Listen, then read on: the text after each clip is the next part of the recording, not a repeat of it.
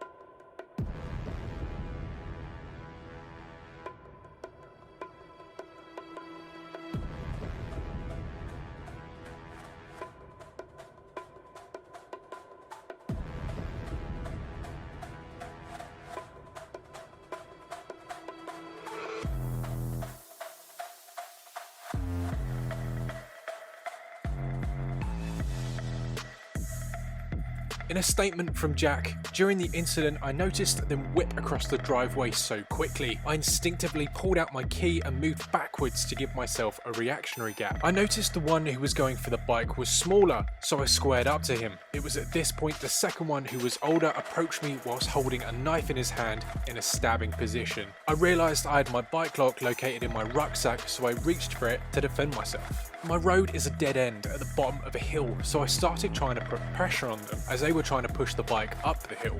I saw a car arrive with their friend in. I could hear the driver missing gears, over-revving and slipping the clutch. While this was happening, I was shouting for help and shouting the registration out. The boys panicked more and more until they dropped the bike and ran back into the car to get away." Now guys, keep in your minds that the very next day Jack was due in hospital for major surgery on his leg. Jack's now off work for a few months and is left with a bike that sustained nearly £300 worth of damage. After discussing it, Jack's made a GoFundMe to assist in the damage these burdens on society have caused. The link for it is in the description. I'm donating and I really hope this awesome community that we're a part of can too. So let's go over a few key points we can all learn from this. If you remember back to last year, the 4 Eyes video I published, we're often at our most vulnerable when we're stopping and starting on a motorbike, especially at the end of a long day and we're just reaching that familiar comfort zone of being home and safe.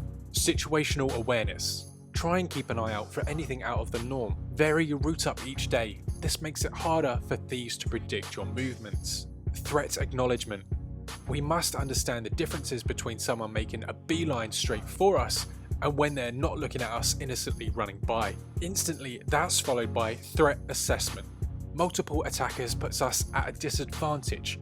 But Jack turned the tables on their plan when he fought back and produced his own weapon, a heavy bike lock. Environmental advantage. Jack outwitted the would-be thieves and positioned himself at the top of a hill. This meant the robbers had to exert their energy pushing their 140kg bike towards it. Verbal communication. Although we don't have audio on this clip, Jack was yelling for help. This meant within 20 seconds of the armed robbery occurring, a neighbour opposite was alerted to the incident, came to her door and had called the police. That's 20 seconds. That is outstanding. Jack put up a hell of a fight. These boys, after a tip-off, have been identified as Jaden Forbes, Declan Steele, Luke Rowland and Key Hartman. Further information came in linking them to more CCTV, which the same group can be seen only hours earlier that day taking pictures of a bike they'd just stolen and high-fiving each other.